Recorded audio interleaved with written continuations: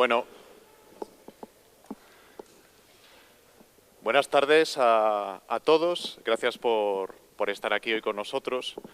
Y vamos a empezar, perdonad un poco el retraso porque también es mala hora. Ayer lo hicimos a las 7, yo creo que es mejor hora que a las 6:30.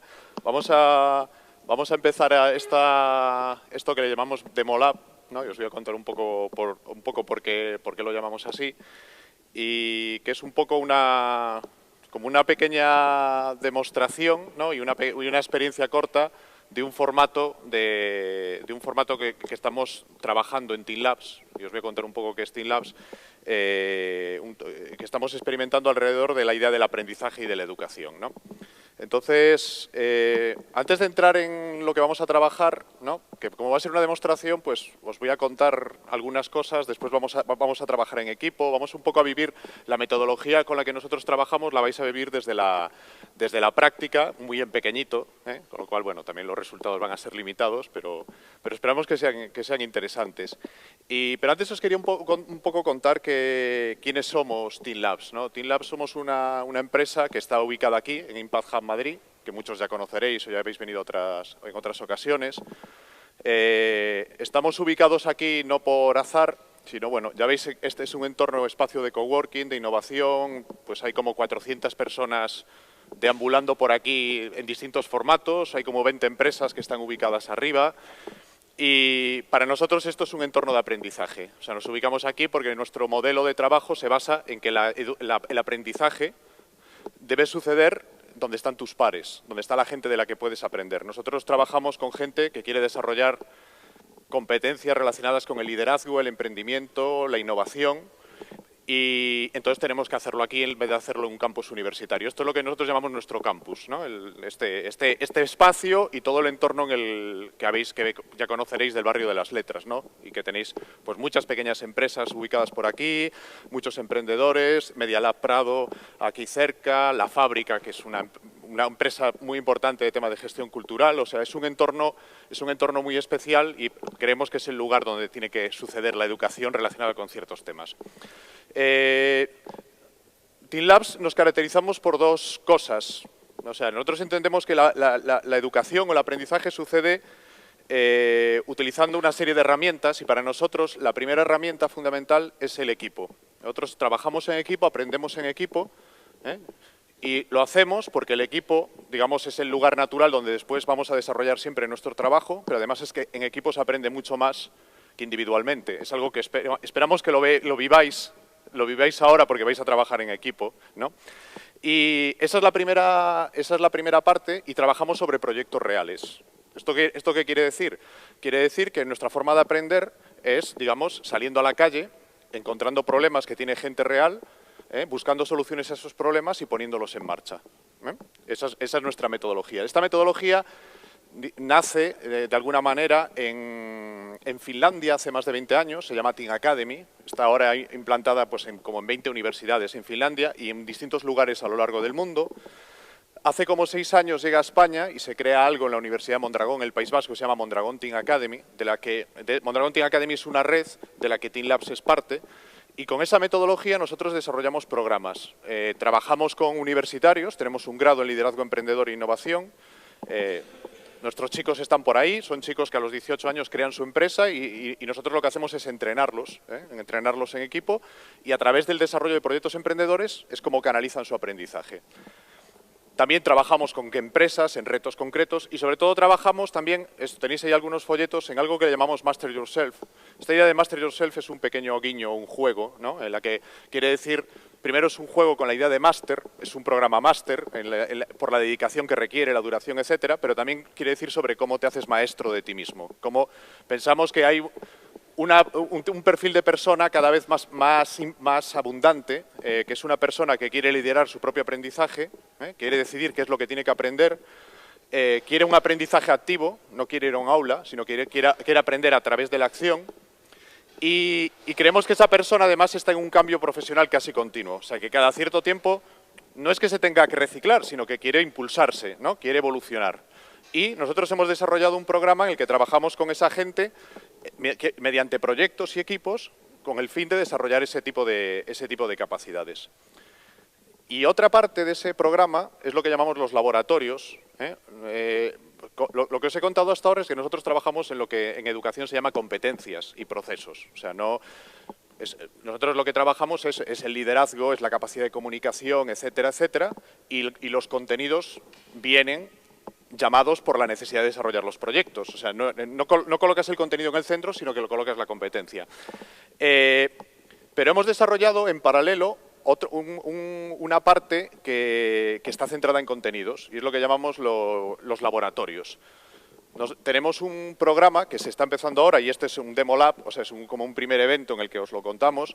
Es un programa en el que hemos identificado como 5 ámbitos de conocimiento que creemos que son emergentes, o sea, que están tomando mucha importancia, que están mal reconocidos aún en la sociedad, o sea, que no hay ofertas de aprendizaje realmente atractivas, y en la que hemos buscado expertos que trabajan con nosotros, digamos, identificando cuáles son las temáticas, los formatos y las personas más adecuadas para impartir esos laboratorios.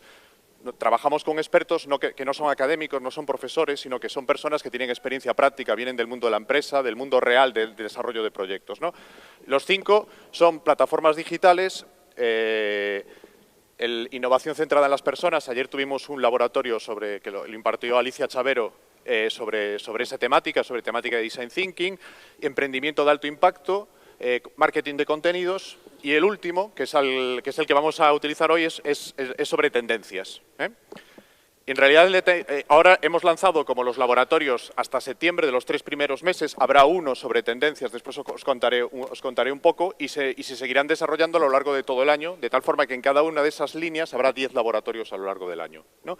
Lo que pretendemos crear aquí es una actividad continua de gente interesante que viene a trabajar con equipos durante periodos de 15 horas sobre temáticas concretas, y donde la gente se lleva a su casa al cabo de 15 horas pues competencias claras, ¿no? Aprende a hacer cosas que después va a poner en práctica en la vida real, en sus proyectos. Esa es la idea. Y la idea de hacer muchos es permitir que la gente construya su propio menú, decida qué tiene que aprender. No se predefina a priori, sino que personas con ya una experiencia decidan qué cosas quieren aprender y cómo las quieren aprender. Nuestros laboratorios siempre tienen el componente de que se trabaja en equipo, de que es un proceso práctico basado en proyectos. Ahora vais a hacer un mini proyecto, que me da hasta reparo llamarle porque me parece exagerado, ¿no? Pero quiero decir que en 15 horas da tiempo a trabajar sobre proyectos, y esa es siempre nuestra filosofía. Os hago toda esta introducción para contaros lo que es, quiénes somos, lo que hacemos, a lo que nos dedicamos, y para que entendáis el contexto en el que estamos, ¿no?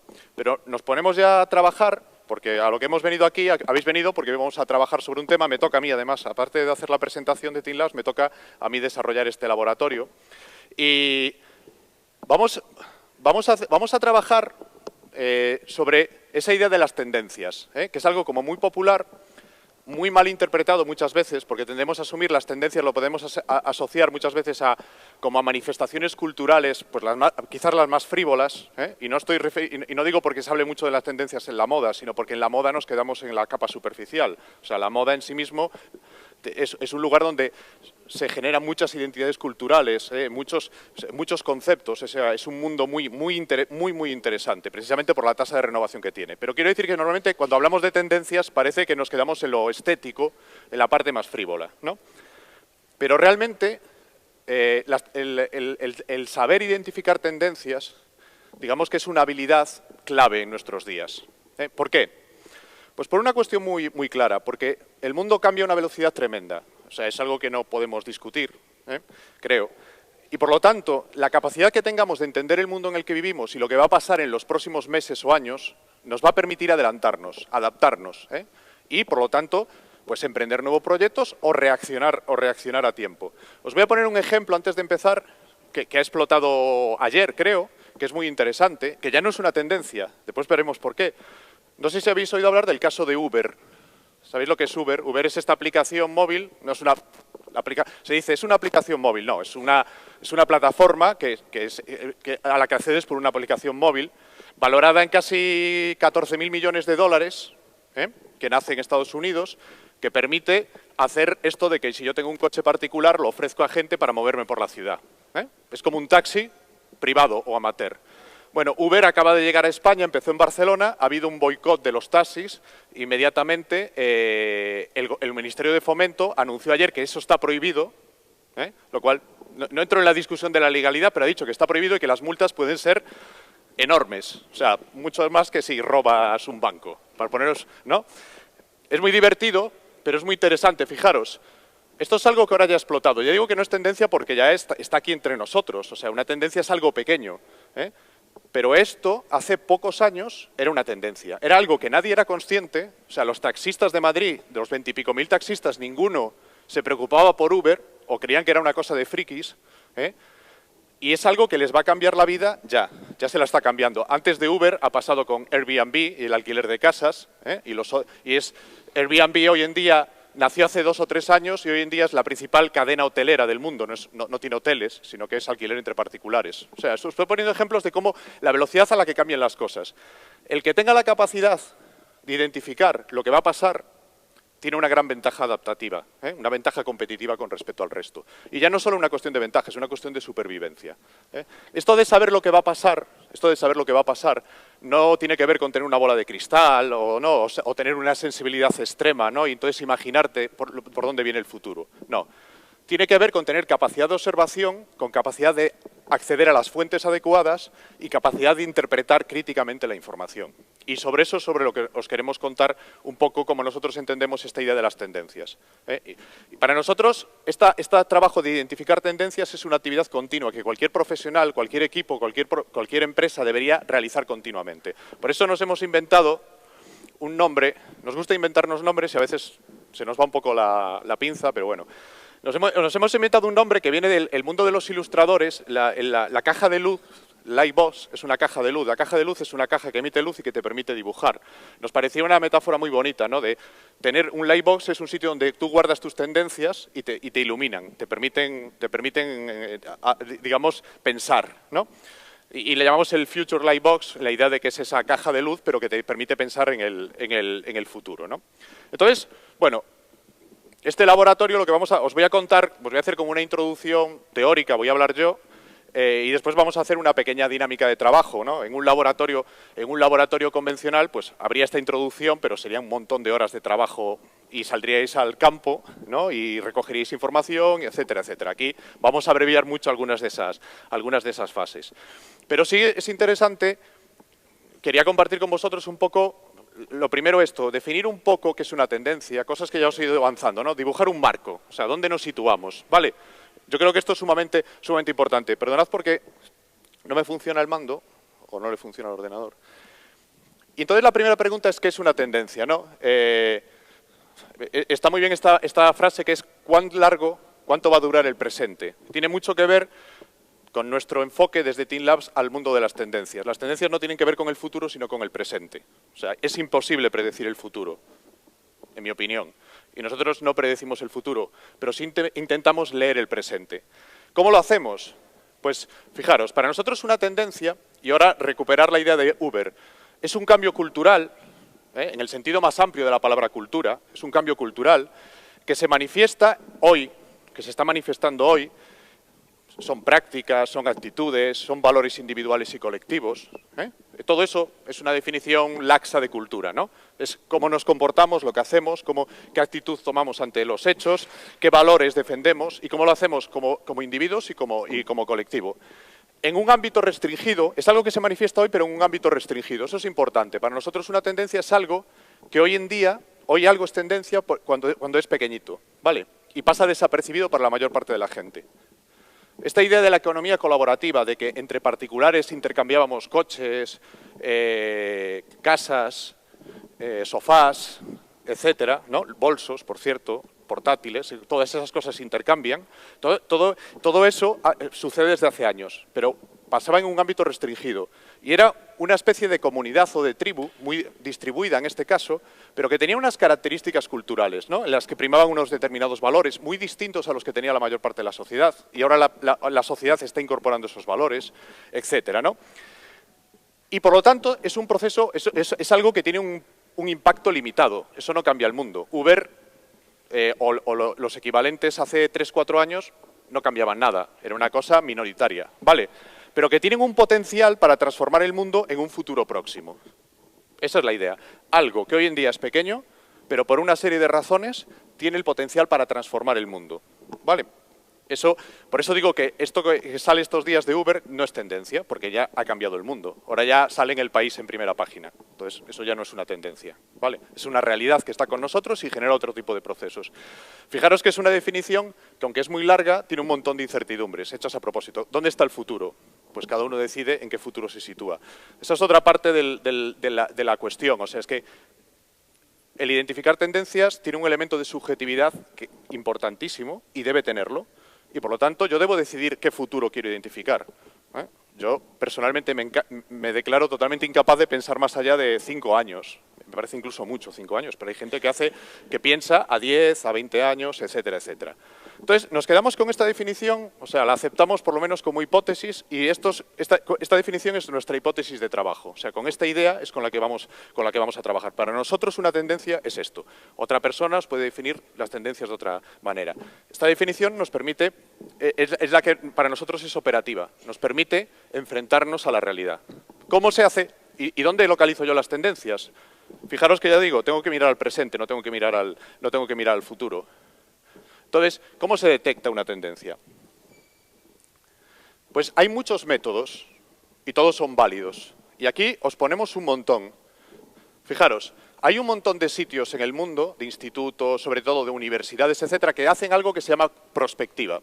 La prospectiva es algo muy sofisticado, pero fácil de entender. Es a través de grandes bases de datos, de números, de información cuantitativa, hago proyecciones hacia el futuro. Los que habéis trabajado con estadística sabéis de lo que estoy hablando. Tú recoges una serie de datos y los proyectas hacia el futuro. Si el precio de algo va creciendo, supongo que seguirá creciendo en el futuro. Vale. Los que habéis usado la estadística también sabréis que eso es falso. O sea, que la estadística dice que nunca se debe proyectar hacia el futuro, porque no, está fuera de nuestro ámbito de observación. Pero aún así lo hacemos y es una metodología muy implantada. La prospectiva es interesante, tiene un valor limitado. El caso de Uber o el caso de Airbnb nunca aparecería en la prospectiva porque han sido números muy, muy pequeñitos, o sea, no hay ninguna, es inobservable, es más, es una actividad económica que no deja traza, porque según el gobierno español es ilegal, con lo cual no está en las bases de datos estadísticas, y sería inobservable. Vale para ciertas cosas la prospectiva, ¿de acuerdo? La buena noticia es que no tenemos que hacer prospectiva a no ser que nos guste y sea nuestro trabajo. ¿Por qué? Porque hay un montón de gente haciendo prospectiva. Entonces, si queréis hacer prospectiva cuantitativa de cualquier tema que os podáis imaginar, buscáis en Internet, os aparecen los informes, lo único que tenéis es que seleccionar la información, os la leéis y tenéis vuestro mejor estudio de prospectiva. Sinceramente, no vale la pena ni siquiera contratar un estudio de prospectiva, ya existen todos los estudios del mundo, pero está ahí. Es una parte de la realidad y estos son los métodos cuantitativos. Fijaros que esto es ir de los grandes números hacia el futuro, ¿no? La alternativa viene del extremo opuesto, viene del mundo de la antropología, que es curioso, como una disciplina aparentemente tan tradicional, tan antigua, pues está tan de actualidad hoy en día. Me explico. ¿Qué es lo que hace un antropólogo? Un antropólogo lo que hace es entender la cultura de una sociedad, ¿no? Y el antropólogo clásico se iba a un lugar remoto, vivía allí un año, hacía una serie de cosas que nadie entendía muy bien y volvía a su universidad con un montón de notas. Esas notas las empezaba a estudiar y acababa publicando un libro, y en el libro explicaba la cultura, las prácticas, los valores, las actitudes, los símbolos. Eso era la cultura. Y eso el antropólogo le llama etnografía. Esa es una metodología que se llama etnografía. ¿Qué es lo que hace en realidad un antropólogo? El antropólogo utiliza métodos cualitativos, fundamentalmente. O sea, no cuantifica las observaciones, hace observaciones cualitativas. Y hace básicamente 3 cosas. La primera es observar, es mirar, importante. O sea, la primera es mirar. La segunda, a veces mirar es imposible, porque el hecho de mirar altera el mundo en el que estamos. Entonces, para mirar tengo que introducirme, tengo que participar. Entonces, muchas veces la observación es observación participante, es una participación activa. Entonces, esto es importante. Es observo, pero para eso participo. Entro en una comunidad, etcétera. Es muy difícil observar, si ponemos una tribu extrema, imaginaos una tribu, no sé, una tribu que tenga un gusto musical, que tiene una estética muy marcada, etcétera. Es muy difícil observar a esa gente si no entras dentro de esta gente. Un buen ejemplo de observación participativa es el caso de estos periodistas que se empotran, por ejemplo, en grupos violentos terroristas o en grupos violentos de fans del fútbol, se convierten en ellos con el objetivo de observar. Eso no se puede observar si estás fuera. Eso tiene una serie de consecuencias, ¿no? O sea, pero es una forma de observar. Y tienes que entrar en esas comunidades o en esas tribus, ¿no? Y a veces lo haces mediante otra metodología que está muy relacionada, que es la investigación-acción. Es como, a través de la acción investigas. Tú lanzas un proyecto, haces un experimento, lanzas un proyecto y esa es tu forma de investigar. Eso lo hacemos nosotros con Master Yourself, en el fondo. O sea, para nosotros es un experimento en el buen sentido de la palabra. Nos permite observar cómo aprendemos. Entonces nosotros estamos ejecutando un proyecto que al mismo tiempo nos está generando información y estamos entendiendo cómo la gente aprende con nosotros. Y eso nos permite mejorarlo continuamente. Entonces, este es el mundo de la antropología. El mundo de la antropología, no creáis que es un mundo del pasado, sino que, si os pongo, Intel tiene un departamento de antropología, de etnografía, Nokia lo tiene, Microsoft, Apple. O sea, hay etnógrafos, antropólogos, trabajando en las grandes corporaciones tecnológicas. ¿Por qué? Porque esas grandes corporaciones quieren entender cómo funciona el mundo, cómo la gente utiliza, por ejemplo, la telefonía móvil, cómo utiliza los dispositivos, y lo hacen mediante la antropología. No lo hacen con la prospectiva, lo hacen mediante la antropología. La mala noticia es que casi ninguno somos antropólogos, ¿no? Con lo cual estamos muy limitados, aparentemente. La buena noticia es que en realidad todos somos antropólogos aficionados, porque si lo pensáis un poco, nosotros como seres humanos, la observación es la base de nuestra supervivencia. O sea, yo cuando hablo con alguien, todos, cuando hablamos con alguien, estamos entendiendo al otro, estamos escuchando lo que dice, pero también tratando de adivinar, de alguna manera, si me está mintiendo o no me está mintiendo, qué intereses tiene, por qué hace una cosa, por qué hace otra, qué relaciones tiene con los otros, en qué entorno vive. Esa es la base de vivir en el mundo. Vivir en el mundo es entender la comunidad en la que nos movemos. Entonces, la buena noticia es que en realidad nuestras dotes de antropólogo todos las tenemos o las deberíamos tener, a lo mejor un poco atrofiadas, y tenemos que rescatarlas, pero todos de alguna manera somos lo que a veces se llama antropólogo de pie descalzo. Esto de pie descalzo viene del mundo de la cooperación, esta idea de que no necesitas un médico en cada pueblo, sino que necesitas a alguien con conocimientos básicos de medicina, y eso puede ser alguien de la propia comunidad, que con un poco de entrenamiento es capaz de curar el 90% de las cosas que le pasan. El 10% restantes o se mueren o hay que ir a un hospital. Pero para el 90% no necesitas un médico. En lugares donde la medicina es muy cara, eso es un gran avance. Y se utiliza mucho en África, por ejemplo, esa figura del médico de pie descalzo. Lo de pie descalzo viene porque es alguien de la propia comunidad. Entonces, estas son las herramientas que tenemos, y vamos a trabajar sobre todo con las herramientas que tenemos abajo. Fijaros. Una cuestión importante, no sé si se ve bien este gráfico, pero fijaros, esto representa la velocidad a la que cambian las cosas. Hoy en día, casi todas las tendencias están mediadas por la tecnología. Todos los cambios que estamos observando en el mundo tienen un componente tecnológico. Esto es muy importante por esta razón. El cambio tecnológico normalmente es muy rápido. Tendemos a asumir que el cambio tecnológico genera cambios sociales, económicos y políticos inmediatos. O sea, que la velocidad de cambio la marca la tecnología, no es verdad. Fijaros, este fenómeno del crowdfunding, esto de que entre todos podemos financiar proyectos, que es un fenómeno que ha explotado en los últimos años, hace más de 20 años que había tecnología para eso. ¿Por qué no cambiaba? No cambiaba porque no había una cultura, o sea, porque no había, la sociedad no tenía incorporado en su cultura, en sus valores, etcétera, esa idea de financiar proyectos. Ha llevado pues 10, 15 años que se produzca el cambio. Entonces, no es buena idea observar la tecnología para saber cómo va a cambiar la sociedad. Observando la tecnología podemos ver cosas que a lo mejor cambian en un futuro más o menos lejano. Eso es una cuestión importante. Una vez que cambia la sociedad, cambia la economía, pero también hay un gap. Se necesita un tiempo. El crowdfunding a nivel social ya está con nosotros, ya no es una tendencia. A nivel económico sigue siendo muy minoritario. Empieza ya a ser muy importante en ciertos entornos, pero aún sigue siendo minoritario. Y lo último que cambia siempre es la política. De hecho, el crowdfunding, ahora los políticos en España se están enterando y están empezando a tratar de legislar, y también es la misma discusión que antes. Entonces, siempre pensad de esa forma. Si queremos entender cómo cambia el mundo, la tecnología no es el indicador. Lo que tenemos que observar es la sociedad, la economía, la política y sobre todo la sociedad. Y eso tiene tempos, tiene ritmos diferentes. Entonces eso es algo interesante. Por el hecho de que haya una tecnología no quiere decir que vaya a cambiar el mundo ni que esa tecnología se vaya a imponer. Por muy maravilloso que sea, además. Y esto es especialmente importante en un momento de revolución total, en el que todo cambia cada 2 días. O sea, que hay cambios continuos. Os pongo otro ejemplo muy polémico y que también lo estamos viendo ahora, de los movimientos sociales. Lo que pasó en España en el 15M, hace, ¿cuánto fue? 3 años, 4 años. En aquel momento dejó de ser tendencia, porque ya fue Vox Populi, pero antes de eso, si observabais lo que pasaba en una ciudad como Madrid, os daríais cuenta que eso se estaba incubando. O sea, que había tribus, había comunidades de gente que estaban cambiando su forma de relacionarse, su forma de hacer activismo, su forma de hacer política. Eso explotó en un momento dado y ahora ha tenido consecuencias que se están viendo pues 3, 4 años después. Y esos son los ritmos. Lo que pasa que, fijaros que esta idea de observar las tendencias no está con nosotros, porque a todos nos sorprendió sobremanera, incluso a los que lo organizaron, nos sorprendió sobremanera que eso sucediese de repente. Pero eso también es una cuestión importante. Os voy a poner un ejemplo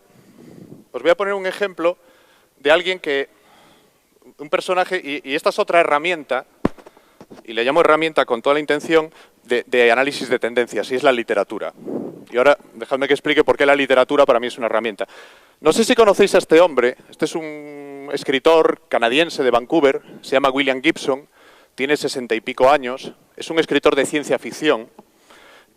Y yo creo que es como la figura, el referente para entender cómo funciona el mundo en estos momentos, uno de los referentes. Ahora os voy a explicar por qué. Para mí es alguien que caza tendencias, que las caza, que las entiende, y de alguna forma posiblemente cuando yo cazo una tendencia y soy influyente, la estoy generando. O sea, también es la profecía que se cumple. O sea, si yo detecto una tendencia, pues solo la detecto, pero cuando la detecta alguien como esta persona, que después es un personaje muy popular en ciertos ámbitos, también se convierte en un generador.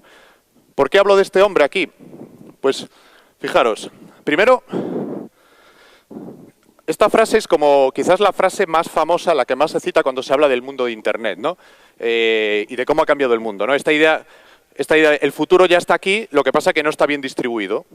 Fijaros lo que está diciendo, el futuro ya está aquí, lo que pasa que el futuro está escondido en algunos sitios. O sea, tienes que saber dónde miras. Si no sabes dónde miras, no vas a ver el futuro. Pero el futuro está aquí. Es un escritor de ciencia ficción. Eso, por cierto, apareció en una entrevista que le hizo The Economist, le hizo The Economist en el año 2003. Este hombre también es el que primero habló del ciberespacio, o sea, se ha hecho muy conocido también por acuñar ciertos términos que se han hecho muy populares, ¿no? Han identificando tendencias. Pues este hombre ha escrito un montón de libros de ciencia ficción, o sea, libros que suceden en el futuro, en el que hay naves espaciales, hay tecnologías que aún no existen, se van a otros planetas, hay toda esa parafernalia que tiene la ciencia ficción, que es como la ciencia ficción, la literatura se imagina el futuro. Es una forma de hacer prospectiva o de hacer etnografía. Pensad en Julio Verne. Julio Verne hacía ese ejercicio y acertó bastante. En otras cosas falló, pero acertó bastante. Bueno, pues este hombre que se dedicaba a esto, hace mucho, perdón, el año 97, decía que la ciencia ficción hoy en día no tiene sentido. O sea, eso de imaginarse el futuro no tiene sentido. Dice, no os lo leo completo, pero dice, la Tierra hoy es el planeta alienígena. Dice, o sea, si tú quieres ver un planeta extraño, no te vayas al futuro ni te vayas a otro planeta, sino que fíjate en la Tierra. Pasan tantas cosas en la Tierra tan raras, y él decía que yo ya no necesito para hacer ciencia ficción no necesito escribir en el futuro, escribo sobre el presente. Y lo llevó a rajatabla. Y ha publicado sus 3 últimos libros, que es una trilogía, están ambientados en el presente o en el pasado. De hecho, el último, que es Historia Cero, están todos traducidos al castellano por una editorial argentina, se venden en España. El último, que es Historia Cero, está ambientado hace 4 o 5 años. O sea, escribe, y él sigue diciendo que escribe ciencia ficción, que es como un poco también es como una forma de provocar, ¿no? Pero en realidad lo piensa porque dice, porque realmente las historias que cuentan esos libros son reales, pero son historias que tienes que irte a espacios extraños, a lugares recónditos para encontrarlas. Pero son historias que después se convierten en... De hecho, el primer libro sobre reconocimiento de patrones habla de cómo se construye un mensaje viral, o sea, cómo se desarrolla un mensaje viral, cuando los mensajes virales aún no eran habituales, ¿no? Y él elabora una novela alrededor de esa idea. Por eso os digo que me parece un referente en cuanto, y sobre todo esa idea de cómo, observando el presente, podemos entender el futuro. Bien.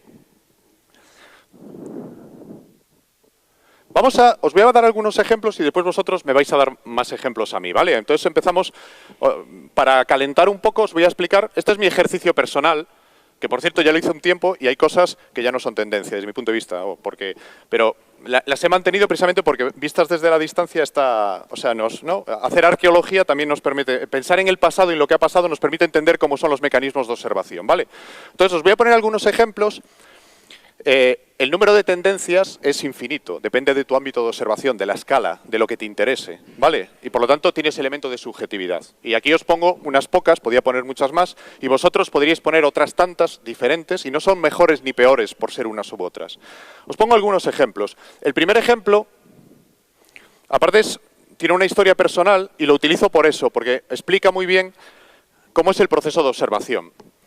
En el año 2009 yo estaba en Liberia. Liberia está en África. En el año 2009, como había acabado una guerra civil que llevaba como 20 años, en la que prácticamente lo que habían hecho era destruir completamente el país, destruirlo absolutamente todo, y Monrovia, que era la capital, que es una ciudad que tenía como 1 millón de habitantes, era una ciudad en la que no había ni electricidad ni agua, para que os hagáis una idea, y las carreteras eran enormes socavones. Bueno, yo cuando estuve en Liberia, una cosa que me sorprendió, curiosamente yo iba con gente que no les sorprendía, y era la primera vez que lo veían, era este tipo de... Esto es una foto que hice yo, fijaros. Era el Banco Internacional de Liberia que anunciaba banca por SMS. O sea, que podías transferir dinero mediante mensajes cortos. A mí me sorprendió por algo que yo no era consciente en aquel momento, era porque esa tecnología, en realidad, yo no la tenía en España. Yo con mi banco, en aquel momento, me peleaba en la oficina o a través de una web horrible, delante de un ordenador. Y allí estaban utilizando una cosa que era la banca por SMS, que no sabía muy bien qué era. Entonces ya empecé a indagar y me enteré, y era cómo codificar el envío de dinero y cómo puedes... Entonces, una cosa que descubrí ahí, me di cuenta que había un método con baja tecnología, ahí se utilizaban móviles de baja tecnología, había un método que podías enviar dinero y que tenía todo el sentido del mundo en un país como Liberia, porque era peligrosísimo llevar dinero en el bolsillo. La forma más segura de transportar dinero era de esta manera. Porque, ojo, es que casi nadie podía tener además una cuenta bancaria normal. Esto pasó en el 2009. En el 2011 aparece este artículo, y muchos otros, pero aparece este artículo en The Economist que habla, los servicios móviles no son solo para hablar. Entonces empieza a explicar cómo en África la telefonía móvil está revolucionando la banca, está revolucionando el mundo de las medicinas, porque se han generado herramientas para detectar medicinas adulteradas, que era un problema muy grave que había en África, está revolucionando el mundo de los mercados agrícolas, porque yo cuando tengo mi cosecha, para ir a venderla tengo que desplazarme muy lejos, y entonces si no tengo información es muy arriesgado, porque si voy en el momento equivocado venderé mal. Entonces, a través de llamadas, o sea, a través de algo tan sencillo como llamar al sitio y preguntar, parece una tontería, pero eso revolucionaba la forma en la que se organizaban los mercados agrícolas. Independientemente que había mercados electrónicos que eran mediante SMS. Entonces, lo que dice The Economist, aquí hay un gráfico, bueno, no voy a entrar en detalles para no enrollarnos mucho, pero decía, ojo, porque esto de la telefonía móvil, que parece como algo que en Europa ni le hacemos caso, es que en África, que no hay telefonía fija, se están saltando ese paso, hay mucha telefonía móvil. No hay la misma que en Europa, pero la penetración en algunos sitios llega a ser del 60%. En un sitio como en Ghana, el 60% de la población tiene móviles en el 2011 y solo el 30% tiene cuentas bancarias. Y por lo tanto, la telefonía móvil se está convirtiendo está revolucionando esto. Aquí ya estaba dejando de ser tendencia. Ya hablaba The Economist de eso. O sea, ya era algo que ya era a gran escala. Fijaros. Y ya no era tendencia porque pasaban cosas como esto. Safaricom es el principal banco de Kenia, lo sigue siendo ahora. Safaricom es una empresa de Vodafone, es Vodafone en Kenia, ¿vale? ¿Y por qué es el principal banco? No es un banco. Pero Safaricom tiene un servicio que le llaman M-Pesa. Pesa en Swahili es dinero. Tiene un servicio que es dinero móvil. El principal banco en Kenia es un servicio de una operadora de telefonía móvil que te permite transferir dinero mediante mensajes de SMS. Y a día de hoy sigue siendo el principal banco. Entonces, interesante. 2009, yo por lo menos personalmente, mediante mi proceso de observación, detecto algo que me interesa y que creo que tiene potencial para cambiar las cosas. En el 2011 empieza ya a tener un impacto, ya es el principal banco en Kenia. En el 2013, bueno, aquí tenéis una foto, son estos móviles lo que se utiliza, ¿no? Esto no es en Pesa, esto es en Paisa, porque esto es en Afganistán. Y en Afganistán, nunca me acuerdo cómo es el idioma que se habla en Afganistán, pero Paisa es dinero. No sé cuál es el idioma que hablan allí. En el 2013 o el 2012, un grupo de grandes bancos norteamericanos contratan a una consultora de innovación y diseño para que hagan un estudio sobre cómo funcionan los mercados bancarios y los sistemas de transacciones económicas en Afganistán. Claro, esto es como muy raro, ¿no? O sea, ¿por qué el Banco de América contrata a alguien para que se vaya a Afganistán a entender cómo la gente se pasa el dinero? ¿Qué interés tienen en eso? Bueno, el interés que tienen, no son tontos, son muy listos, es que ellos habían entendido que estaba habiendo una revolución muy silenciosa y entonces tenía muchos intereses. Primero, entender mercados. Segundo, entender cómo esas innovaciones pueden llegar al primer mundo, cómo adelantarse a eso, etcétera, etcétera. Entonces, y hay un estudio publicado, que es el Mobile Money en Afganistán, que es un estudio documentado del estudio etnográfico. Esto lo hicieron unos antropólogos, se fueron a Afganistán y empezaron a observar cómo la gente funcionaba con dinero. Muy rápidamente, pero muy rápidamente, está publicado, podéis buscar, si buscáis dinero móvil Afganistán, os aparecerá todo tipo de artículos porque se hizo muy popular. Los bancos permitieron que se liberase el estudio, entonces se ha utilizado como un referente en muchos lugares. Entonces, básicamente, ¿qué es lo que pasa en Afganistán? Como el caso de Liberia, pero mucho más. En cambio, en Afganistán, pues el sistema tradicional es que la gente intercambia dinero pues de esta manera, ¿no? En puestos callejeros, etcétera. Imaginaos, tienen que trabajar con dólares, con la moneda local, etcétera. Pero al mismo tiempo, no hay electricidad, no hay agua, pero hay un montón de teléfonos móviles. Es habitual que la gente tenga 3 o 4 teléfonos móviles y que los maneja a la vez. Eso viene derivado de que las diferencias de coste. ¿Os acordáis España hace unos años cuando en función de a dónde llamabas, etcétera, valía más o menos y había gente que tenía 2 móviles? Con Movistar llamo, o con Telefónica llamo a no sé dónde y con Vodafone llamo a no sé, ¿no? Y te salía a cuenta. Bueno, pues eso sigue siendo habitual, ¿no? Hay una práctica, una cultura de usar en la telefonía ese tipo de teléfonos móviles. Bueno, lo que empezaron a descubrir, o con la observación, es lo siguiente, y con eso, que en realidad, en Afganistán, para enviar dinero, hay como 5 formas distintas de hacerlo. Y aquí los analizaban en función de su desempeño, el coste, el tiempo que tardabas, la privacidad, el riesgo, etcétera, ¿no? No vamos a entrar en detalle, pero fijaros, en persona, transferencias en persona. Yo tengo dinero, se lo quiero dar a mi familia, pues voy y se lo doy. Claro, lento, peligroso, etcétera, etcétera. La hawala no sé si sabéis qué es, pero es el sistema tradicional de transferencia de dinero en países musulmanes. Es muy interesante esto, porque esto es un sistema que lleva siglos y es un sistema que no deja traza, que es por redes de confianza. Aún hoy en día, muchas de las remesas de dinero que salen de Europa y llegan, por ejemplo, a Medio Oeste o llegan al norte de África, se mueven así. Y son transferencias que no dejan ningún tipo de traza. Y son redes de confianza que existen desde hace siglos. Es importante porque esas redes de confianza son la base de nuevos sistemas de transferencia usando tecnología. Y quizás por eso se ha desarrollado en esos países. La hawala, aún así, es lento porque es de persona en persona. Ya no tengo que conocer al otro, sino que es el conocido del conocido, etcétera. El banco es el enfoque occidental, pero el banco, muy poca gente puede tener una cuenta bancaria en Afganistán, muy poca gente, prácticamente nadie, prácticamente ninguna persona. Western Union es el enfoque, ¿no? El enfoque desde Europa a Estados Unidos de la solución al problema. Si quieres transferir dinero con Western Union en Afganistán o en Liberia, tienes que pagar una comisión enorme y tienes que transferir una cantidad mínima desorbitada. No vale para prácticamente nadie, solo vale para los europeos que están allí. Y está M-Pesa, que es este sistema emergente, que es muy parecido a la hawala, es muy parecido, pero tecnificado, y que es en realidad el que mejor funciona en estos momentos. Consecuencia, el principal banco en Afganistán es es una compañía de teléfonos. Esto tampoco nos tiene que sorprender porque la principal discográfica es una compañía de ordenadores o de software que se llama Apple, ¿eh? Y hace 10 o 20 años las discográficas eran empresas que se dedicaban a eso y se llamaban CBS, etcétera, y han desaparecido por completo. Esto es muy importante para entender cómo funciona el mundo. Esto ya es muy tarde para entenderlo, pero fijaros que ya en el 2009 era muy habitual. Mensaje, si tú quieres entender cómo funcionan los sistemas bancarios, te tienes que ir a sitios insospechados, tienes que a lo mejor ir a Liberia y tienes que observar. Y en el 2009 descubrirías cosas que 4 o 5 años después están teniendo mucho impacto. Eso lo he visto un poquito en detalle para que veáis un ejemplo, ¿no?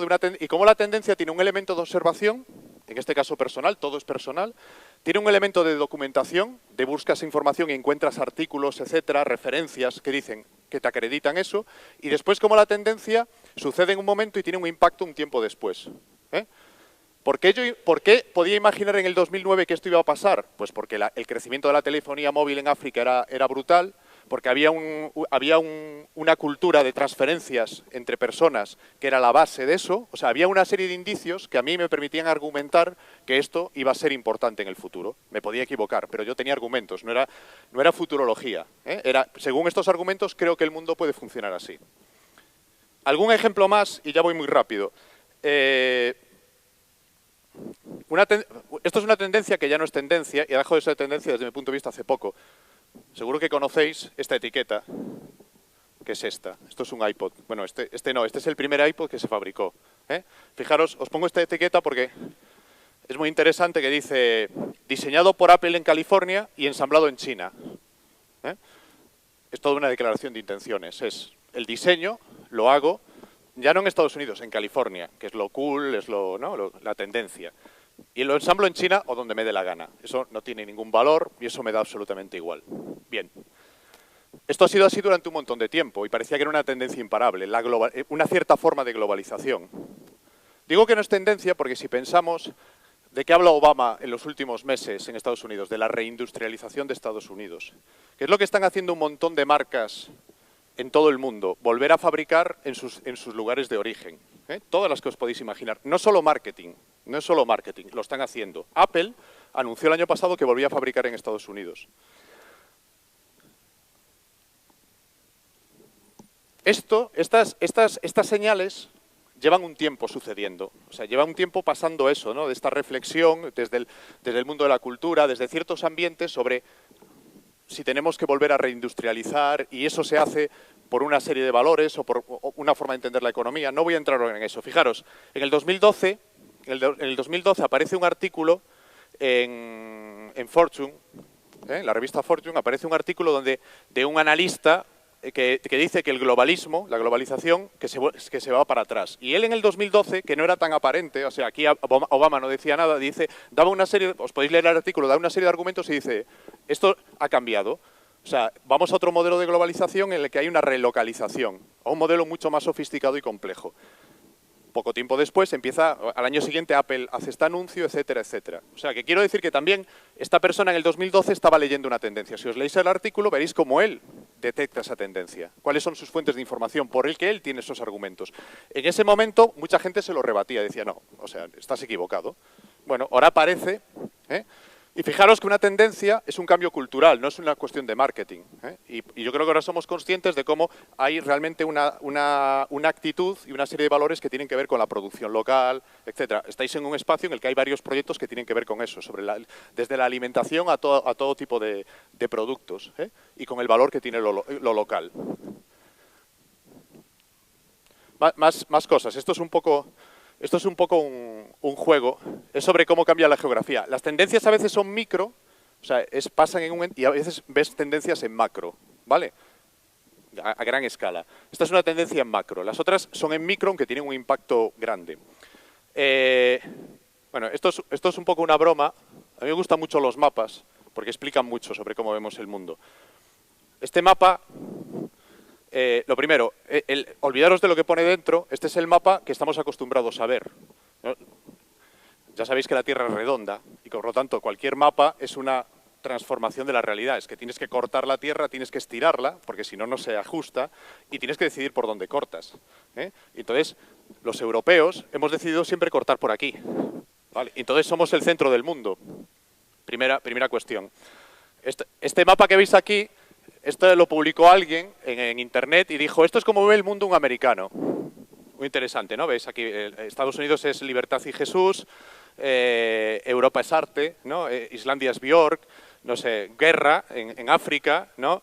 El Brides en Rusia, ¿no? Drogas y supermodelos en Latinoamérica. Es una ironía, pero refleja bastante bien cómo hay una cultura, una forma de ver el mundo que es esta. Esto es una ironía sobre esa forma de ver el mundo.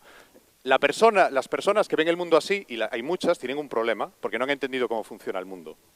Fijaros, este es otro mapa, que está cortado por otro sitio. La mayor parte del mundo hoy en día utiliza este mapa, no utiliza el nuestro. O sea, cortan el mundo por el Atlántico. ¿Por qué? Porque el centro de influencia se ha movido al Indo-Pacífico, y entonces lo interesante es tener esto en el centro, que nos permite dibujar mejor las cosas. El resultado es que nosotros estamos en la periferia, lo cual tampoco ni es bueno ni es malo. O sea, estar en la periferia tiene ventajas, pero ha cambiado el mundo, ¿no? Bien, pero tampoco era esto lo que os quería contar, sino vosotros sabéis lo que son los BRIC, ¿no? Brasil, Rusia, India, China, Sudáfrica, la metieron después. Los BRIC fueron los que Goldman Sachs hace unos años dijo, estos países van a dominar la economía en el futuro. Y acertó, y acertó. Y cuando lo dijo Goldman Sachs, nadie lo pensaba. Decía, bueno, hombre, los chinos van a... O sea, Brasil, ¿no? Todo el mundo un poco se reía, decía, pero no, el mundo está dominado económicamente por Estados Unidos y por Europa. Fijaros lo que ha pasado. Ahora los BRIC empiezan a estar en crisis, ¿no? ¿Habéis oído hablar de una cosa que se llama los siguientes 11? Pues los siguientes 11, hace un par de años se empezó a hablar de los siguientes 11. Y empezaron a hablar de los siguientes 11, curiosamente, arquitectos y urbanistas, que estaban entendiendo cómo digamos, la urbanización del mundo, cómo el mundo estaba desarrollando las ciudades. Y observaron que los patrones de urbanización, de generación de grandes megápolis, de grandes ciudades, tenían mucho que ver con la potencia económica. Y entonces dijeron, el mundo en el futuro, el desarrollo del mundo, y lo que va a ser el mundo no va a depender ni de Estados Unidos, ni de Europa, ni siquiera de los BRIC, sino de 11 países que por su tamaño, su potencial demográfico y por sus tasas de crecimiento van a ser los, digamos, en conjunto, van a ser los que más van a influir y los que, por ejemplo, van a configurar la forma en la que vamos a vivir en las ciudades. Fijaros que aparecen países como Corea del Sur, país desarrollado, aparece Bangladesh, país totalmente subdesarrollado, aparece Egipto, Indonesia, Nigeria, Vietnam, México, Filipinas. Es otra geografía. ¿Por qué os pongo esto aquí? Esto es como una tendencia más diluida. ¿Pero por qué os pongo esto aquí? Porque fijaros cómo hay gente que está pensando en la geopolítica y está dibujando mapas que no son los convencionales, ¿no? Y muy poca gente, ya no tan poca, mucha gente ya está pensando en estos. Si pensáis ya dónde algunas empresas españolas están haciendo negocios, dónde tienen bases, etcétera, etcétera, veréis que muchos de estos países empiezan a estar bien representados. Bien, es otra tendencia, esto no es Vox Populi, de esto no habla casi nadie. Lo de Goldman Sachs, en aquel momento solo lo decía Goldman Sachs, y de repente, fijaros lo que ha sucedido, la importancia de acudir a ciertas fuentes.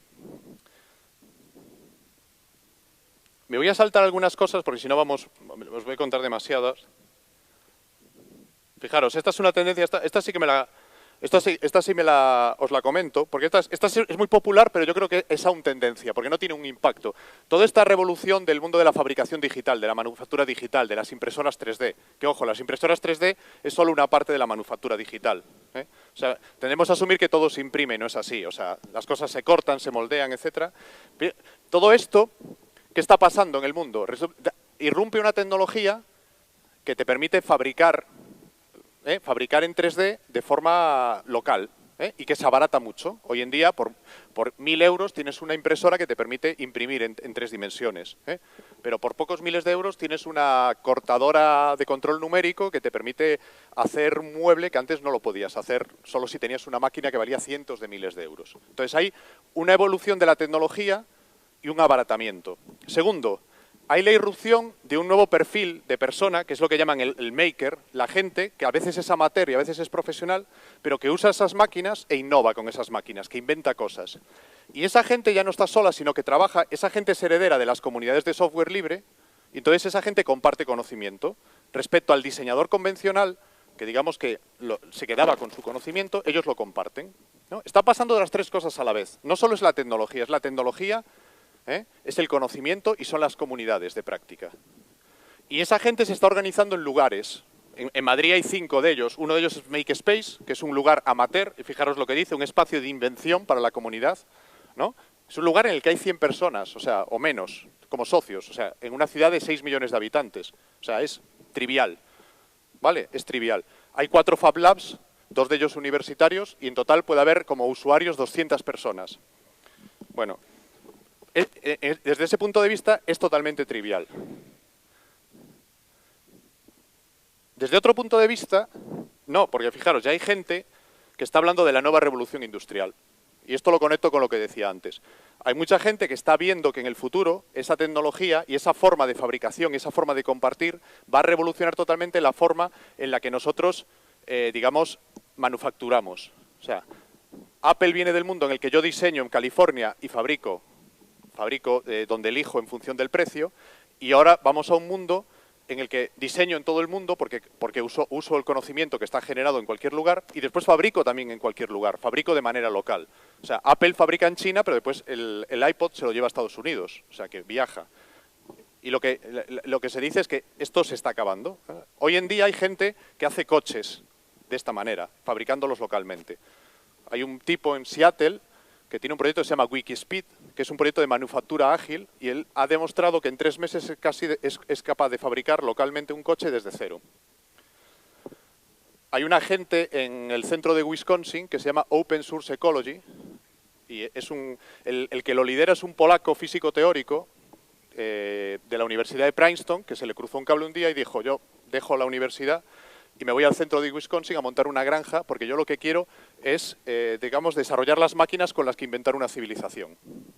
Vale, parece muy interesante. Es un fellow de TED. ¿Sabéis las conferencias TED que tienen unos fellows, ¿no? que son como súper prestigiosos? Es uno de los pocos que hay en el mundo.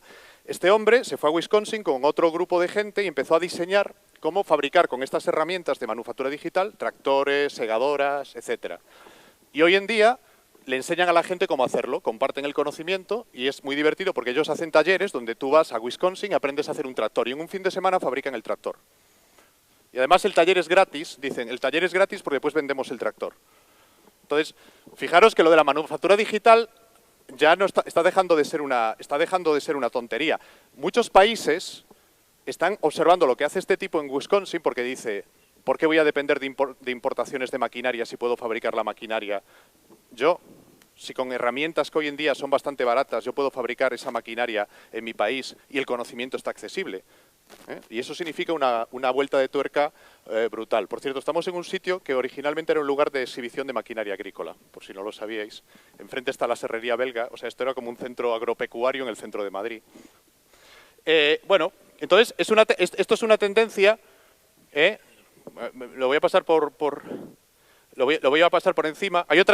La última que os cuento, esta os la cuento muy por encima, es esta idea del final del trabajo. Esto está dejando de ser tendencia, pero desde hace casi 10 años hay una serie de economistas, sociólogos, que están investigando cualitativa y cuantitativamente y están diciendo la maquinización del trabajo, el impacto de la tecnología del trabajo es imparable. Y por lo tanto, en el futuro, cualquier trabajo que pueda hacer una máquina lo va a hacer una máquina y no lo va a hacer un humano.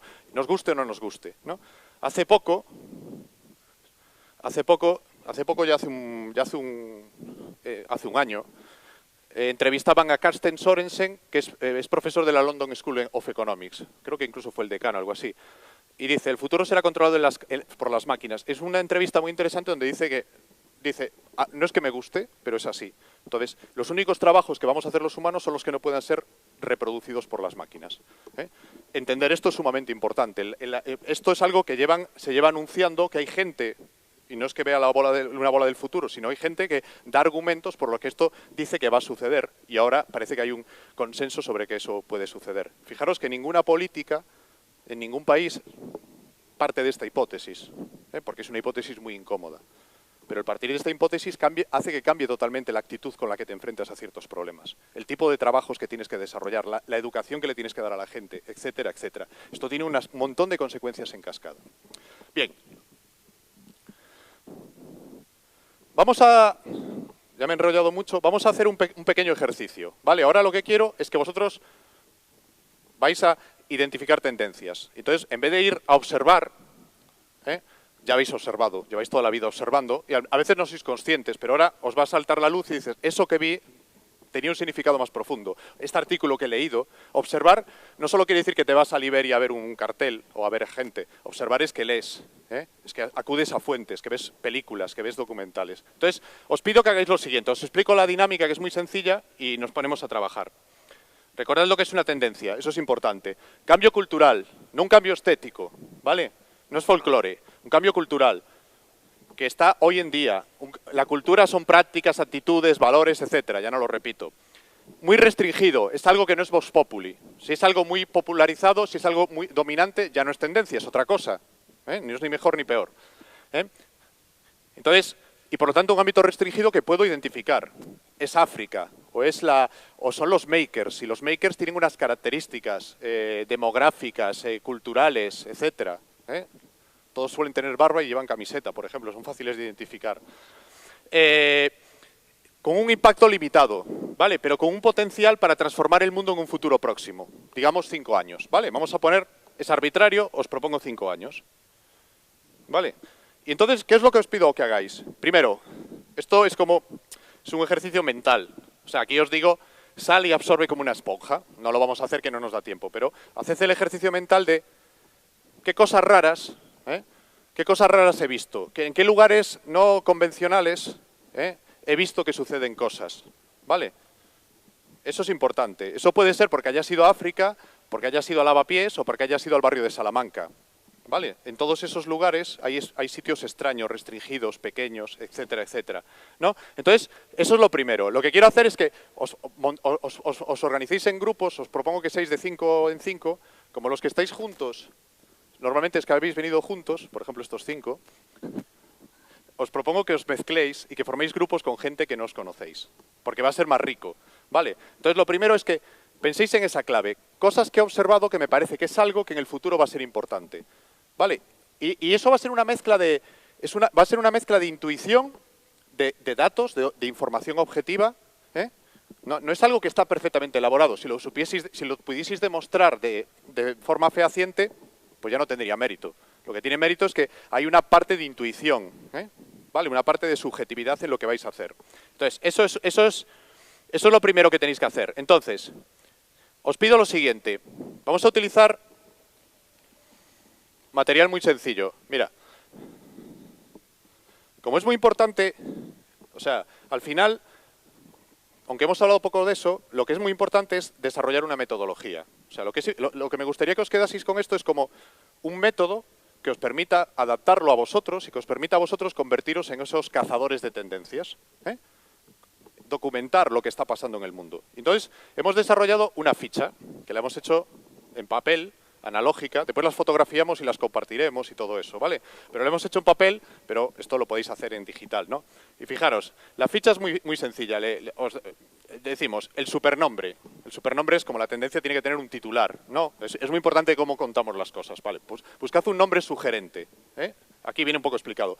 Describidla. Escribid un breve párrafo donde expliquéis qué tendencia es. ¿Quiénes son los trendsetters? ¿Quién es esa tribu? O sea, ¿por qué conocéis esa tribu? ¿Podéis dibujar a esas personas? ¿Las podéis describir? O sea, ¿están dispersas por el mundo? ¿Están en un continente? ¿Están en un país? ¿Son de una determinada edad? ¿Por qué esa tribu es diferente al resto? ¿Y por qué eso está pasando en esa tribu? Y en 5 años, ¿por qué es relevante? ¿Para quién y dónde? O sea, ¿qué va a pasar? Esto es un ejercicio de especulación. Y en 5 años, ¿cómo me imagino el mundo? ¿Qué es lo que va a pasar? Os decía, el crowdfunding, no vale poner crowdfunding porque yo os la di, ¿no? Pero el crowdfunding, pues me imagino que en 5 años el mundo de la cultura todo va a ser crowdfunding, o que en 5 años realmente los proyectos emprendedores se van a financiar con crowdfunding, cosa que ahora no sucede. Y tendréis argumentos para defender una cosa o la otra. Os pedimos fuentes, ¿vale? Es como, vale, esa es tu intuición, pero ¿cuál es la parte más dura? ¿Cuáles son los hechos, las evidencias? Pues os pedimos fuentes, aquí no vais a poner URLs, porque no tenéis el ordenador, bueno, podéis poner la URL que queréis, si queréis, pero da igual, pero decidme, oye, esto yo creo que es así por este artículo que he leído, o por esta entrevista, por este vídeo, por esta película, o sea, vale, que pongáis algunas fuentes, y os sugerimos hacer una cosa, que es, o sea, una imagen vale más que 1000 palabras, tratad de hacer un collage, hacer un collage donde expliquéis la tendencia.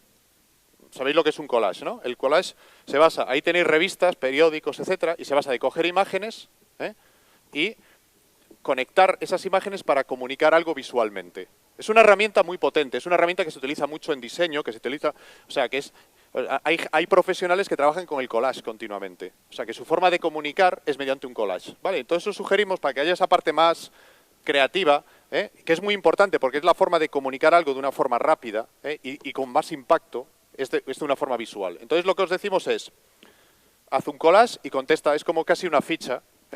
Entonces, os animo a que lo hagáis, lo hacemos en grupos de 4 o 5 personas y después las ponemos en común. Y vamos a ver la disparidad de cosas que suceden. Y eso es lo interesante cuando trabajamos en equipo. Primero, como sois 4, lo que quiero es que 10 minutos compartáis lo que tenéis en la cabeza y seleccionéis una, ¿vale? Porque es lo que os parezca más interesante, más loca, lo que sea. Esto es solo, ahora estamos solo jugando, o sea que aplicad el criterio que queráis. Solo nos da tiempo a poner una. Si queréis poner más, podéis poner más, ¿vale? Hay fichas de sobra, pero al menos documentad una. Tenemos ahí imágenes y todo eso. Lo que no sé si he traído pegamento, pero ahora voy a por él. Entonces, os organicéis en grupos, tenemos mesas, todo por aquí, o si no, hacemos círculos. Aquí tenéis las fichas, rotuladores. Entonces nos damos, vamos a dar tiempo. Son las 8 menos 20, pues nos damos como media hora para trabajar, ¿vale? Algo rápido. Esto que vais a hacer vosotros, ahora, en media hora, es una actividad que la gente que estudia, entre comillas, con nosotros, repite continuamente. Esa es parte de su toolkit, de su caja de herramientas. O sea, es para... Esta gente desarrolla proyectos y es, antes de desarrollar proyectos y antes de tener ideas, tienes que entender el mundo. Entonces, observa el mundo, entiende el mundo en el que vives y después esas tendencias conviértelas en proyectos, ¿vale? Entonces, para nosotros esta es una herramienta fundamental, más sofisticada, etcétera, etcétera, pero es una herramienta para nosotros al menos que es esencial, ¿vale? Lo que ahora os proponemos es algo como muy simple, pero que cada uno lo puede adoptar y adaptar como quiera y lo puede sofisticar tanto como quiera, ¿de acuerdo? Entonces, venga, nos organizamos. Y bueno, ahora, como nos están siguiendo en streaming, ahora durante media hora como que vamos a estar un poco parados. Vamos a hacer una apuesta en común, ¿vale?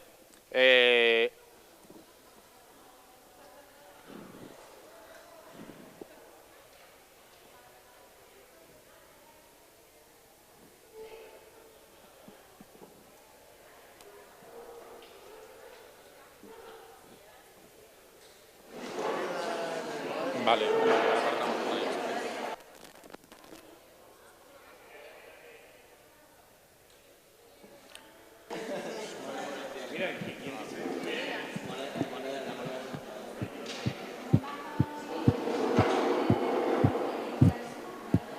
Bueno, parte de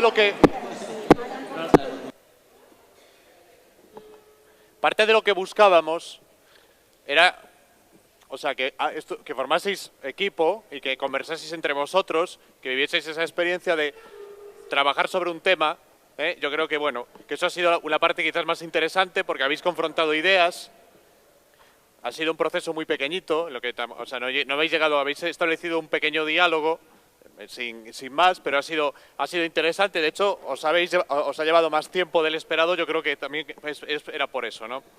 Entonces, vamos a hacer una cosa muy sencilla, que es que vamos a poner en común lo que os pido es que por cada equipo que suba, que se venga aquí una persona, o dos, y que cuenten brevemente que cuenten brevemente lo que ellos han identificado. Vamos a hacer otra cosa, después lo hacemos nosotros, las vamos a colocar aquí, las vamos a fotografiar, y después las vamos a compartir. Como tenemos vuestros correos electrónicos, o sea, las vamos a subir a la página web o no sé a dónde la vamos a subir, y después os mandamos el enlace y ahí tenéis toda la información, ¿vale?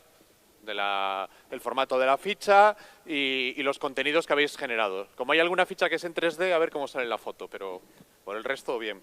Entonces empezamos por donde queráis. ¿Quién se anima a contarnos?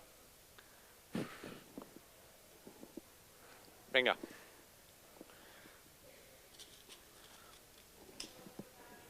¿Quieres que la ponga aquí? ¿No?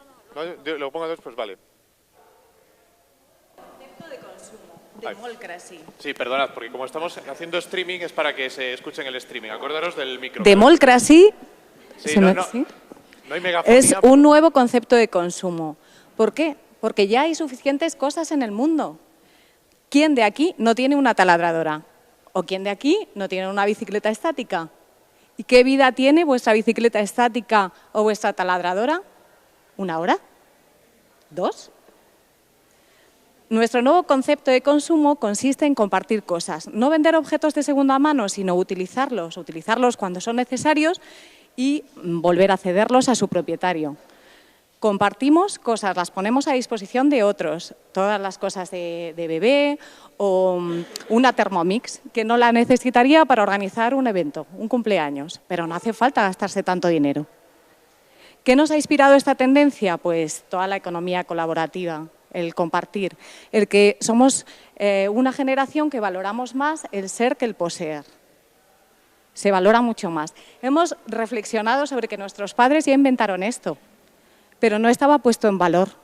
Cuando tú llevabas el traje de tu prima, no podías decir, llevo el traje de mi prima, al contrario, te decían, di que lo has estrenado. Ahora no, ahora la puesta en valor es la sostenibilidad. Ya hay demasiadas cosas fabricadas, ¿por qué no compartirlas? Es un grado, es una utilidad y una puesta en valor. Este tipo de personas, que valoramos más el ser que el tener y la experiencia, más que el exhibicionismo poseedor, somos las que vamos a usar Democracy, el nuevo centro comercial para uso y disfrute. Personas cercanas que nos inspiran cambios son las personas que más admiramos. No admiramos ya tanto a las celebrities y su exclusividad, sino al tipo de al lado que ha dejado su trabajo de toda la vida y se está dedicando a hacer tractores en Wisconsin. Ese es el tipo de personas que nos generan admiración. Y eso es lo que inspira este tipo nuevo de consumo. Y bueno, pues las fuentes son la economía colaborativa, la banca ética, el software libre, el compartir. Todo este tipo de generación de economías sociales también. Una fuente que también recomendamos es el libro de Borja Vilaseca de Vivir sin miedo. Vivir sin miedo a no tener. ¿Qué haríais si no necesitarais el dinero? Si el dinero no os importase. Pues seguramente podríamos vivir igual. Así que venid a usar vuestras cosas y ponerlas en común a Democracy.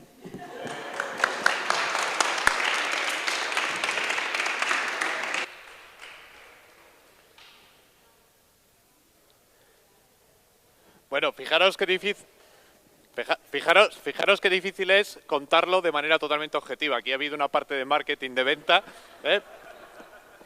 importante. O sea, eso era lo que no había que hacer. Está bien, pero es que es un ejercicio muy difícil. Pero está bien porque habéis aludido a indicadores de un cambio de valores, de un cambio de actitud. No habéis hablado, pero hay otros indicadores.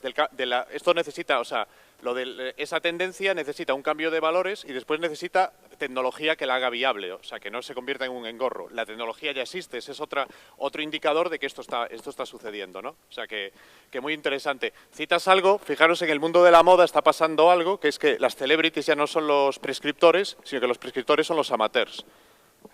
Y hay muchas marcas, digamos las marcas que tienen alguna probabilidad de batir a Zara en algún momento, que están trabajando ya en ese campo, no en el campo de las celebrities, sino que están trabajando con gente que son amateurs y que están convirtiendo en prescriptores. Muy bien, siguiente.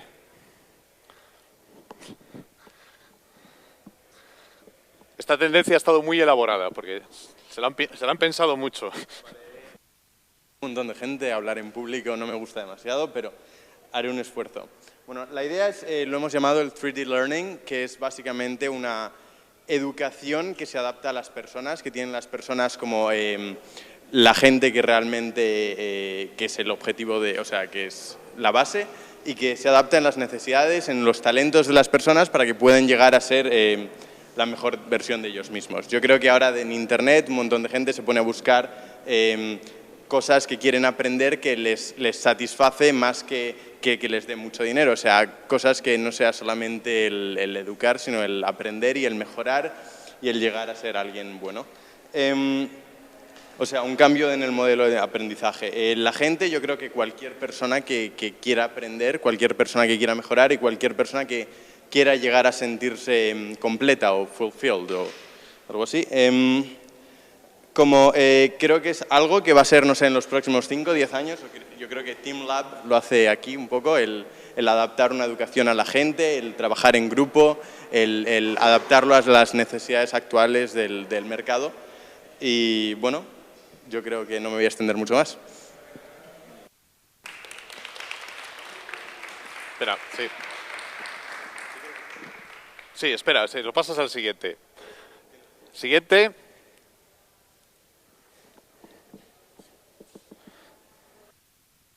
Esto iba a ser una presentación colaborativa, pero bueno, no sé por qué estoy yo aquí ahora. Bueno, yo les voy a presentar una tendencia que se llama Desde Dentro, ¿no? Y surge por la habitual, que es que todo viene de fuera. Y la tendencia que nosotros hemos detectado está basada en un concepto que se llama política efímera. Y la política efímera es algo que después, cuando veamos las fuentes, identificaremos como algo que ha pasado. O sea, tenemos ejemplos de esta política efímera. ¿Qué será la política efímera? Pues serán grupos de presión sociales. Hablábamos de lobby, no nos gusta mucho la palabra lobby ciudadano, pero serían grupos de presión sociales que surgen en un momento determinado y que le dicen a los operadores políticos que ya no son representantes, sino son operadores políticos, porque nosotros somos capaces de representarnos a través de lo que hemos gestionado, lo que hemos hecho. Entonces ellos simplemente operan las decisiones que nosotros hemos tomado a través de estos grupos, ¿no? Básicamente se trataría de autogestionarnos en diferentes ámbitos donde ahora mismo nos gestiona el poder político. Pues sería la autogestión en temas de sanidad, cultura, emprendimiento, autoconsumo. Y esto, bueno, se basa en un concepto que es el empoderamiento individual y colectivo. Bueno, así en resumen, nosotros hemos puesto aquí una imagen. El collage este que tenemos aquí, tenemos a Aznar, que solamente se le ven ahí los ojillos de fondo, y la imagen no es una imagen nítida, es una imagen que está ahí como en negativo. La hemos puesto en rosa porque en el fondo, bueno, hay que darle las gracias porque motiva todo este cambio, ¿no? ¿Y qué tenemos delante? Pues un cardumen, una agrupación de peces, ¿no? Somos la sociedad que se autogestiona, somos capaces ya de decidir el rumbo y bueno, y contra los recortes, pues aquí la protesta social. Y encabezado pone un titular que dice: ¿hay vida después de la Moncloa? Pues decididamente sí, porque la vida la tenemos aquí con todo lo que hemos construido y gestionado. ¿En qué nos hemos basado? ¿En qué observaciones así de pequeños grupos nos hemos basado para construir la tendencia? Pues en espacios autogestionados que están funcionando muy bien o están funcionando con autonomía. Madrid Diferente, Tabacalera, Matadero, Coworking Space, Podemos, que es yo creo que el ejemplo que tenemos más vivo ahora de la representación política en el Parlamento Europeo. Juventud sin futuro, y después en un documento que encontramos también en internet que se llama Revelaos, y es un documento que se hizo en varias lenguas españolas de España y que consistía en elaborar un manual para autogestionarnos en todos estos aspectos, es decir, que ya tendríamos el libro de instrucciones para reunirnos por barrios y hacer todo esto que está aquí contenido en este esquema. ¿Vale? Pues muchísimas gracias. Muy bien.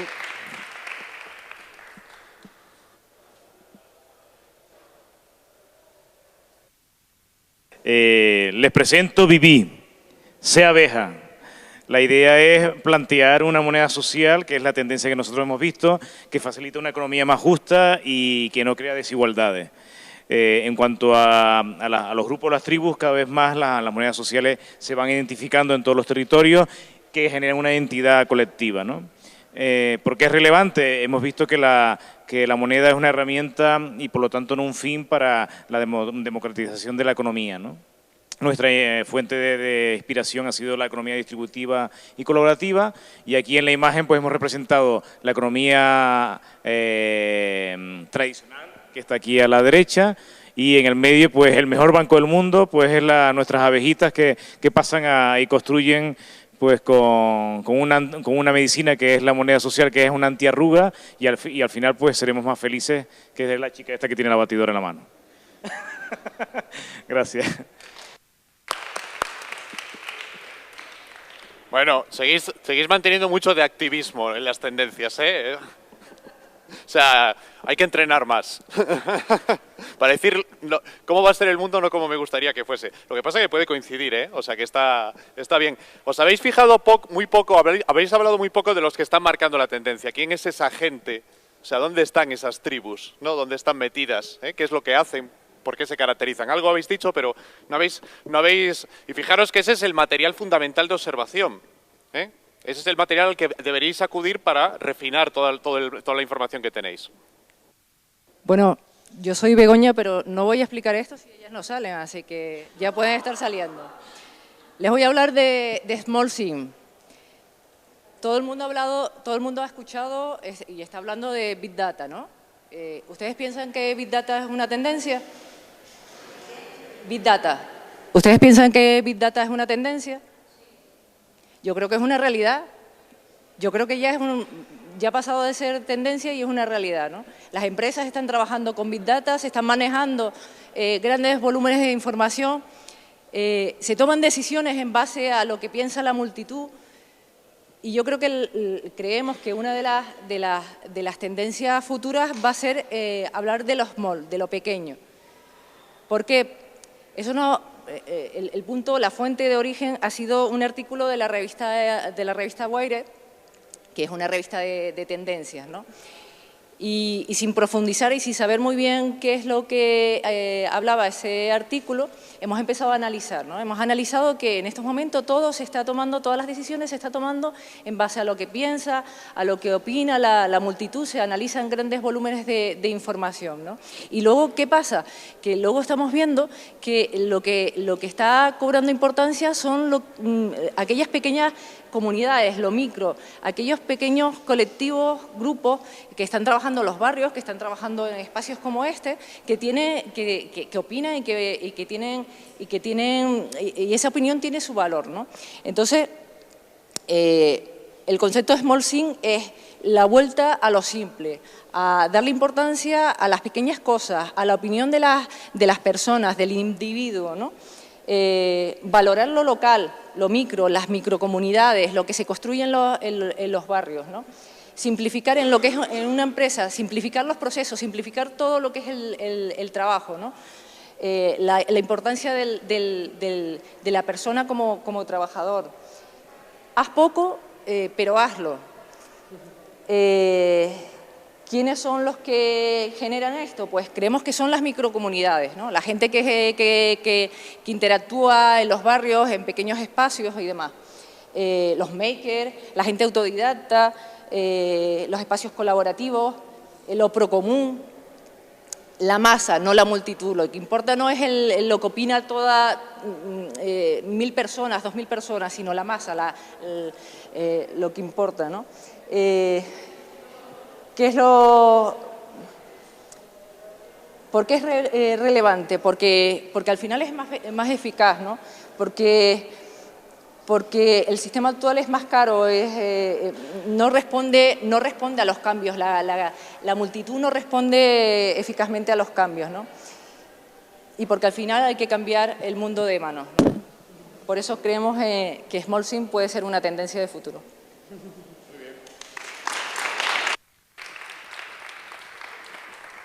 ¿Quién falta? Fijaros una cosa se ha citado una fuente, eso es muy importante, o sea, cómo os convertís en una máquina de identificar tendencias, cómo eso lo hacéis de manera rutinaria. Pues una parte del trabajo es identificar fuentes de información, De hecho, hay una parte de la presentación que al final no vimos, que os sugeríamos algunas fuentes de información que ya son como clásicas, o sea, quizás no sea la más interesante, son algunas revistas en Internet, como es Wired, como es Fast Company, ¿no? Que en ciertos ámbitos te están diciendo lo que está pasando, como son los vídeos de TED, que también son muy populares, pero hay mucha información interesante. Y el otro día se nos ocurrió algo muy interesante, que es The Guardian. El periódico The Guardian, las versiones digitales, que es mucho más que el periódico, toda la parte de blogs, por ejemplo, hay un blog sobre ciudades, que creo que es el mejor lugar en el que puedes entender lo que está pasando a nivel urbano y cómo están cambiando las ciudades en el mundo. Esos son puntos de partida. Lo interesante es que si empiezas en esos puntos de partida vas a ir descubriendo otras fuentes mucho más personalizadas, mucho más minoritarias, ¿eh? Cada uno en función de su interés va construyendo pues ese radar, ¿no? Ese radar de fuentes con los que va trabajando, y eso depende de los intereses. Esa construcción activa es muy importante, porque es la única forma de gestionar la avalancha de información. Si no, nos vamos a quedar siempre en una capa muy superficial. Entonces, ese trabajo de activamente estar identificando fuentes, estar revisándolas constantemente, cambiándolas, etcétera, es muy importante. Lo interesante es que hoy en día la tecnología te permite automatizar ese proceso. O sea, que no es un proceso engorroso técnicamente, sino que es muy sencillo. O sea, que la información llega a ti. El único trabajo que tienes que hacer es intelectual, es decidir, esa fuente me interesa, y esa fuente... Y eso, que os lo digo en lo digital, que es acceso a fuentes de información, también os lo digo en lo analógico. También activamente identificar los espacios donde están las comunidades que están haciendo cosas que nos interesan. Yo saludía antes a Makespace. Pues efectivamente, si te pasas de vez en cuando por Makespace, o tienes un amigo que está allí, o vas a sus eventos, vas a captar cosas que están pasando que no aparecen, que no son Vox Populi, porque están ocultas, porque son muy minoritarias. Si te interesa ese mundo, pues ese es un lugar, esa es una de tus fuentes. O sea que también esta idea de ir a los sitios es una forma de observar, de obtener información. Bueno, hola, ¿qué tal? Yo soy Carolina. Realmente en el grupo no nos costó ponernos de acuerdo para nada con qué tendencia elegir, porque todas las tendencias iban más o menos a lo mismo, que también viendo acá lo que salió en los otros grupos vemos que todos vamos más o menos para el mismo lado, ¿no? Entonces lo que elegimos fue como una tendencia un poco grande que puede englobar al resto de las que habíamos pensado, y el supernombre que salió fue hacer para hacer. Describiendo esta tendencia, lo que encontramos es que hay como una tendencia justamente en buscar la felicidad o el bienestar a través del hacer para hacer y no para tener. O sea, ya no la cosa de estar buscando el desarrollo profesional, hablábamos de trabajar muchos años en una empresa para esperar el reloj de oro al final, sino en una satisfacción más inmediata y en el sentirse feliz y satisfecho con las cosas que uno ama hacer y que eso también pueda contribuir a la comunidad de la cual uno se siente parte. Los trendsetters serían hoy quienes ya se han animado a hacerlo y nos incitan o nos animan a que también lo hagamos, mostrándonos pequeños casos de éxito o cómo van desarrollando sus proyectos en sus comunidades. ¿Y por qué creemos que es relevante? Bueno, más que nada lo pensamos en el ámbito profesional y en el desarrollo profesional de cada uno, en la carrera de cada uno, y creemos que es relevante para las empresas, para pensar en las propuestas de carrera, cómo se van a desarrollar las carreras de los empleados, para los emprendedores en el diseño de nuevos productos y servicios, sabiendo qué es lo que la gente está buscando, y también, como fuimos hablando un poco en algunos de los casos que salían, en el desarrollo de la educación. Cómo generar carreras, cursos y planes educativos que den satisfacción a la persona, que lo hagan sentir feliz y que a la vez lo que haga aporte algo a su comunidad. Entonces veíamos que el desarrollo profesional finalmente viene de algo más personal, de una satisfacción personal que aporte algo y no solamente pensar en lo profesional desde cero, sino que viene desde más adentro o desde antes. Y finalmente, bueno, esto pensándolo siempre en contextos de confianza. Veíamos que a lo mejor se ha perdido la confianza en las grandes instituciones, desde pensar el Estado, los bancos o las escuelas. Entonces pensar en pequeños lugares de confianza, en redes, justamente también que lo veíamos un poco antes, en redes pequeñas de confianza que nos lleven a desarrollarnos como comunidades y como personas. Habíamos hablado también desde las guarderías en las que uno decide llevar a sus hijos hacia la empresa, hasta la empresa en la que uno quiere trabajar. Bueno, en todo ese desarrollo, esto lo veíamos como tendencia grande que después podía englobar como micro tendencias en diferentes ámbitos. Gracias.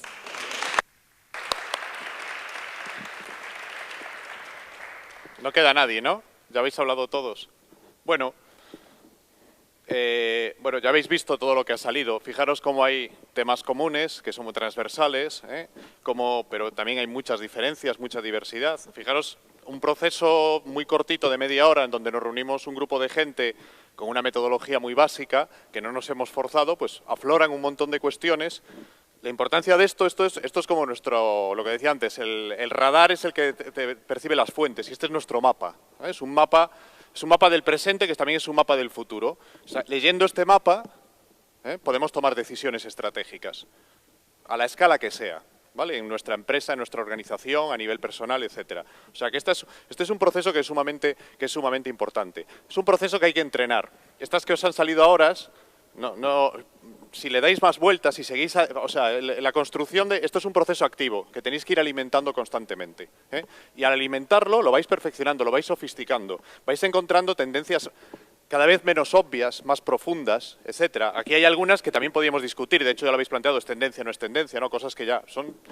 Vale, entonces, eso es lo importante, la idea de entrenar, de tener una metodología, una serie de herramientas y la idea de entrenar. Por cierto, una cosa me olvidaba, un laboratorio que vamos a hacer ahora en unas semanas es con Francis Pisani, no sé si os suena Francis Pisani. Francis Pisani es un periodista mexicano-francés y americano, o sea, que tiene así una mezcla rara. Ahora vive en Barcelona, pero ha vivido mucho tiempo en Berkeley, en México, ha escrito para Reforma, para El País, para Le Monde, es profesor en Berkeley, es profesor en Zúrich, es profesor en la Universidad de París.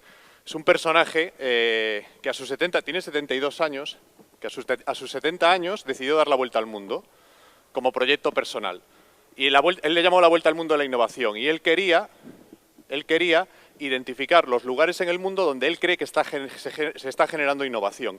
Y no quería ir a la sede de Apple, que le quedaba al lado de su casa además, o sea, ni quería ir a esos sitios, quería ir a espacios distintos, ¿no? Hizo un poco de trampa porque no dio una vuelta al mundo, sino que desde París lo que hizo fue varios viajes en los que iba y volvía a cada uno de los continentes. Lo hizo durante un año.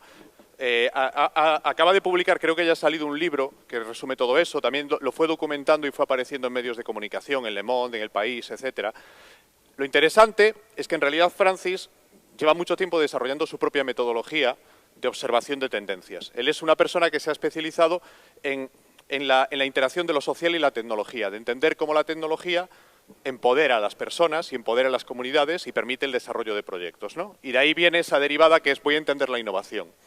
Él ha desarrollado una metodología mucho más sofisticada que lo que os he contado ahí, pero con estos principios básicos, ¿no? Y tenemos, la fortuna de que ha dicho, oye, ¿por qué no hacemos un laboratorio un poco especial en el que yo trabaje durante 15 horas con todas estas herramientas y el objetivo final es que la gente se marche de aquí con sus herramientas, pero ya no solo herramientas conceptuales, sino con sus herramientas digitales, o sea, que ya tenga sus radares, tenga sus mapas, todo esto que hemos hecho aquí lo podemos materializar de formas muy diferentes. Y hay un montón de herramientas gratuitas en su inmensa mayoría que te permiten hacer esto operativo, y que te permiten que esto sea una actividad continua de acceso a la información, de reflexión crítica y de documentación. Fijaros lo importante que es documentar también, o sea, contar las cosas, el cómo las contáis, etcétera.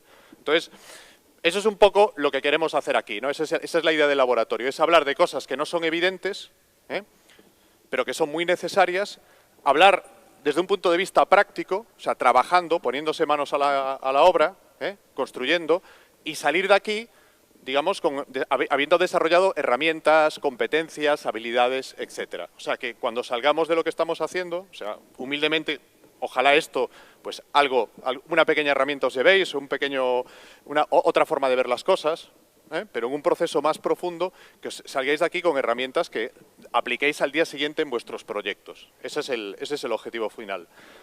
muchas gracias por estar aquí, por el calor, porque ya está haciendo bastante calor, y muchas gracias sobre todo por la participación y por las ideas geniales que habéis aportado, ¿eh? Ha sido un placer.